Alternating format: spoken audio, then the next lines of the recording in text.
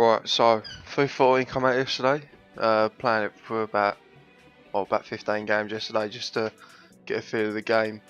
And the video I'm doing today is it's going to be like a review of the gameplay itself, and then talk about Ultimate Team as well, and like the things I like about it, things I don't like.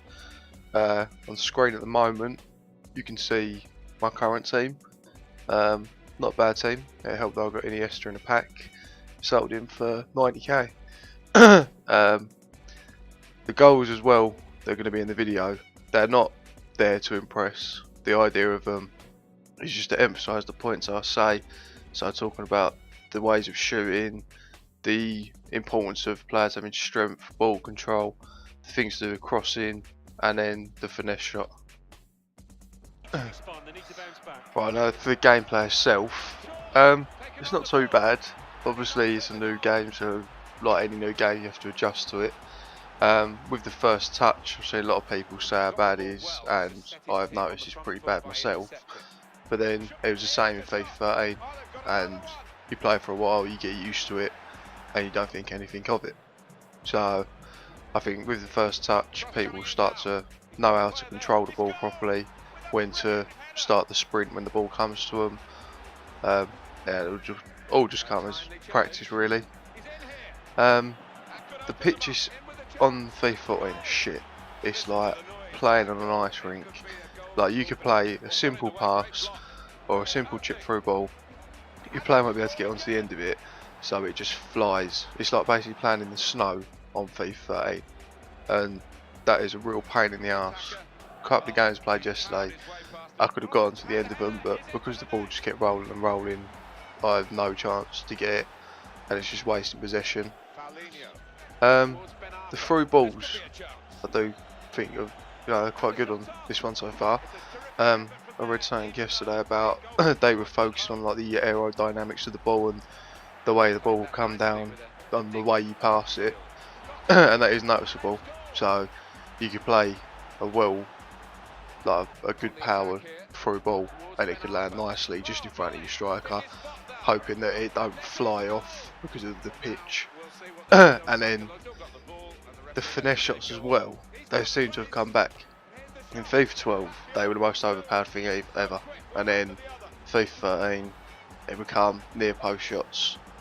But on this, it does seem to be that finesse shots are quite overpowered. As well, I've noticed that heading at the back post, no matter who it is, you always stand a chance. I mean, I was scoring them with Aaron Lennon yesterday.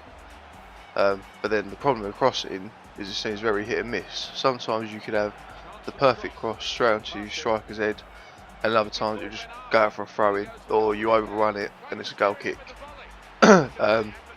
Shooting, I like the way I've done that really, because if in all the other FIFAs it just becomes sort of like the same generic shot over and over again. But with this, you can sort of tell that the shooting adapts to what's going on in the game.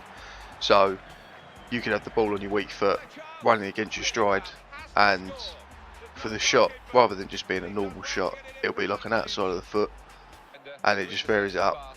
Although it seems to be that shooting inside the box in general, you're going to score a lot. Just the way they've done the whole shooting, it seems quite easy to score. But then on the other side, whether it's just me, but the defending seems more difficult. Like when you're doing the RB defending, like to jockey him or send a player out and all that, I don't know, they seem a bit too aggressive when running out. And there's someone tweeted me yesterday saying that they thought tackling was a bit shit, which I haven't really noticed, to be honest. But there has been a few times where I'll just go in for a normal standing tackle and it would do nothing, and they'll just walk right past me. What else is there? Oh yeah, long shots. I don't really know what to think about them. I've tried quite a few, and they've either been blocked or been miles off target. Now whether that's because the players I was using haven't got good long shots, or just the long shots in general in this game have been made not as overpowered as they were in FIFA 13. I mean, FIFA 13, you could pick the ball up 25-30 yards and get a decent shot away, and it could go top corner. Right, now on to Ultimate Team itself. It's got a few changes. with the gameplay itself, I don't think, personal thinking, that pace is as big a factor as it was in previous Ultimate Teams. But this one seems a lot more about strength and the ball control. I mean, I've got Benteke out front. He's only got 81 pace, which ain't bad to be honest. But he scored me 13 goals in 10 games. I mean, a lot of them have been with heading or like just a normal shot, but being able to outstrip your opponent to get into their positions, to get the header in, or to do the finesse shot. I did play a guy yesterday who did have like German team with Aubameyang and Farfan Elia, and I did lose, but it wasn't a ridiculous one like in FIFA 13 where it would just be pace, pace, pace. But more like my defenders could cope with it. I mean, like, I've got David Luiz and Santana centre back, and they're known to be pretty pacey on FIFA, but they seem to do the job alright. The Ultimate Team itself, I do like the way that you ain't got to worry about formations no more, because that sort of started to become a bit of a pain in FIFA 13. You'd have your team set, and then you might think, oh no, I don't want to do this formation, I'll go to another one. So you'd end up having to sell your whole team or buy all the formation cards, and it's either just a waste of time or a waste of money. So now with FIFA 14 where you haven't got to worry about formations, I think it makes it a lot easier to want to adapt your team. Yeah. There's unlimited consumables as well. I like that one.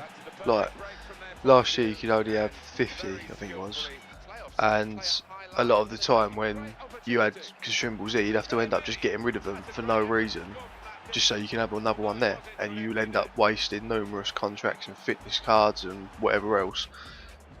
But with this, they just bunch it all together in your club. You can have as many as you want. There's no problems with that. The searching for a player is also quite good in terms of, rather than having like FIFA, like the searching it seemed like effort.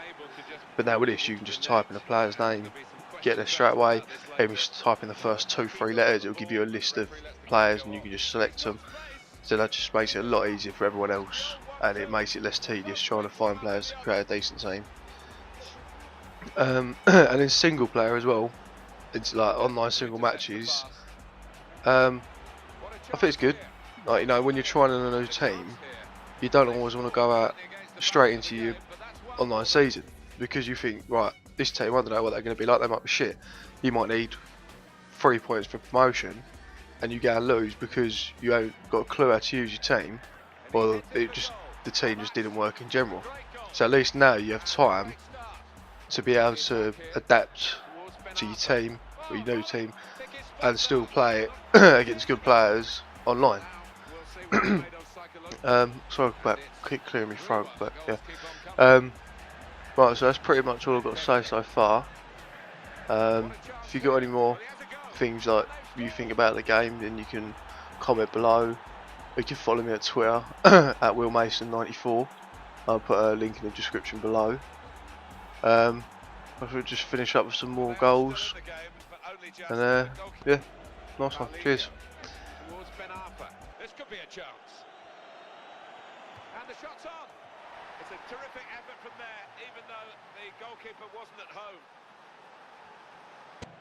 Still keeping the ball, still eyeing up the chance maybe, but it's not easy. Oh, that's a fantastic